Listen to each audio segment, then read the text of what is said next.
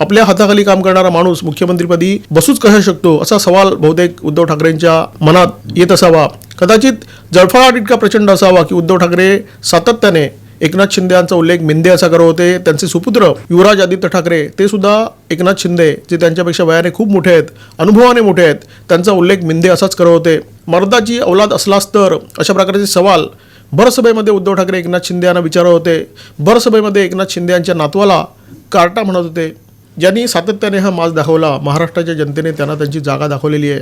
वारसा हा विचारांचा असतो हे महाराष्ट्राच्या जनतेने सिद्ध केलेलं आहे. फक्त बापाचं नाव लावून काम भागत नाही, त्याच्या विचारावर चालावं लागतं हे महाराष्ट्राच्या जनतेने दाखवून दिलेलं आहे.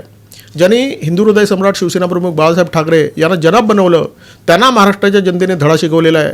ज्यांनी बोट जिहादची तिरडी खांद्यावर घेतली त्यांना त्यांची जागा दाखवलेली आहे. सदा सर्वदा सहानुभूतीवर जगता येत नाही हे सुद्धा महाराष्ट्राच्या जनतेने या निवडणुकीतून सिद्ध केलेलं आहे.